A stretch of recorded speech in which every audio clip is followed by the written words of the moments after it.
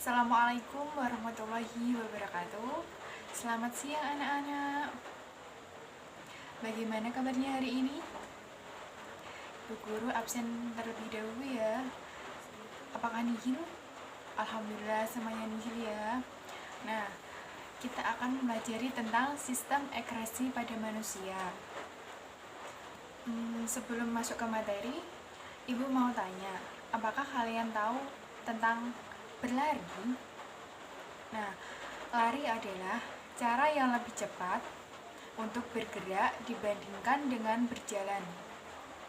Manfaat lari dapat untuk menjaga sistem pernafasan, jantung, dan meningkatkan kapasitas paru-paru.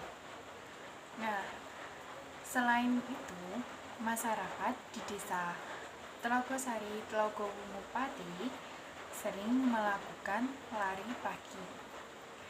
Nah, lari ini biasanya dilakukan sehabis sholat subuh berjamaah karena agar mereka mengeluarkan keringat dan meningkatkan kesehatan tubuh dan paru-parunya.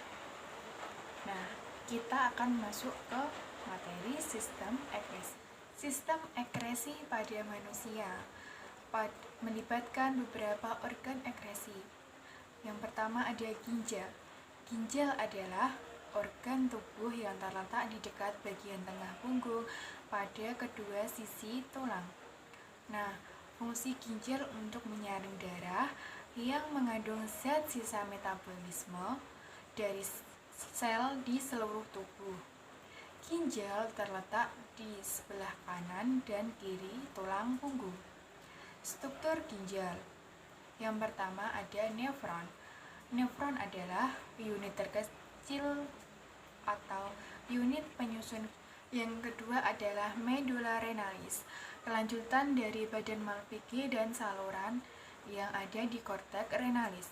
Nah, di dalam ginjal ini ada proses pembentukan urin di dalamnya melalui 3 tahapan. Tahapannya filtrasi. Nah, di tahap filtrasi ini proses pembuatan urin primer. Kemudian di tahap reabsorpsi terjadi proses pembentukan urin sekunder. Nah, tahap augmentasi penyimpanan urin sementara.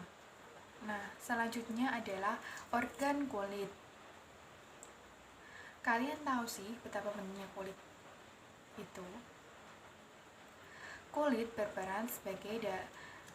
berperan dalam membentuk dan pengeluaran keringat.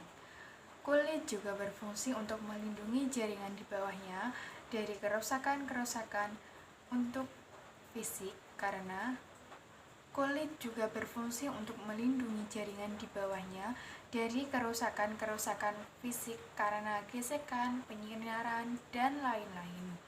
Nah, struktur dalam kulit, lapisan epidermis atau kulit ari, kemudian lapisan dermis atau kulit janggut.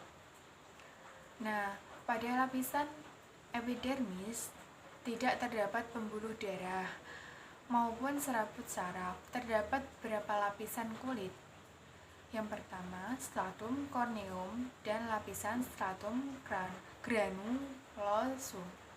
Di bawah granulosum terdapat lapisan stratum germinativum yang terus membentuk sel-sel baru ke arah luar, menggantikan sel-sel kulit yang terkelupas. Nah, kemudian pada lapisan dermis terdapat otot penggerak rambut, pembuluh darah, pembuluh limfa, saraf, kelenjar minyak atau glandula sebacea, dan kelenjar keringat atau glandula sidoreferea.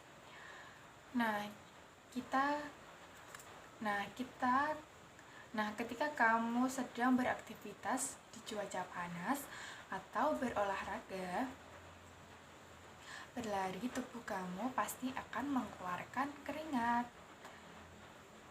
Nah, kalian tahu kenapa hal ini bisa terjadi? Nah, hal ini bertujuan untuk agar suhu tubuh tetap dingin karena akibat adanya pembakaran. Jadi, tubuhmu akan mengeluarkan keringat untuk menyeimbangkan suhu dalam tubuh dengan lingkungan. Nah, Selanjutnya kita masuk ke paru-paru. Paru-paru sebagai alat pernapasan. Saat kita mengambil langkah dalam berolahraga, lari-lari, jantung dan paru-paru kita mulai bereaksi. Tugas mereka adalah mengalirkan darah ke otot agar terjadi pembakaran yang menghasilkan tenaga. Pada titik tertentu, jantung kita juga akan mengalami kelelahan. Jadi, penting untuk melatih jantung agar bisa bertahan mendukung langkah kita saat berlari. Selain itu, tiap kali kita berlari, penyerapan oksigen akan meningkat juga. Dan hal itu bisa mengukur beberapa efisien Anda menggunakan oksigen. Kemudian yang terakhir adalah hati. Hati adalah untuk merombak sel-sel darah merah yang rusak. Saat berlari, hati kita akan merasa senang karena fungsi hati ini juga untuk memperbaiki suasana hati. Kemudian gangguan sistem ekskresi dan pencegahannya. Yang pertama ada nefritis. Nefritis adalah penyakit rusaknya nefron. Dicegah dengan cara proses cuci darah atau pencangkokan ginjal. Kemudian batu ginjal. Gangguan yang terjadi akibat terbentuknya endapan garam kalsium di rongga ginjal. Albuminuria adalah akibat adanya kerusakan pada glomerulus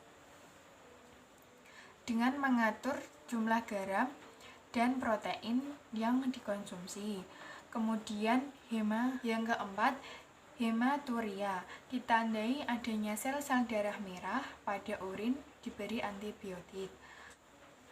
Hematuria ditandai adanya sel-sel darah merah pada urin. Pencegahannya dengan diberi antibiotik untuk membersihkan infeksi pada bakteri. Yang kelima adalah diabetes insipidus atau penyakit ini disebabkan kekurangan AHA. Keenam, kanker ginjal. Ketujuh, jerawat. Dan kedelapan, biang keringat. Di masyarakat ini juga ada gangguan penyakit pada sistem ekskresi, yaitu penyakit ayan. Penyakit ayan ini biasanya tidak disengaja atau penyakit ini secara tiba-tiba. Kita mempelajari sistem ekskresi sampai di sini dulu ya anak-anak. Sekian dan terima kasih. Apabila ada kesalahan, Ibu minta maaf ya. Wassalamualaikum warahmatullahi wabarakatuh.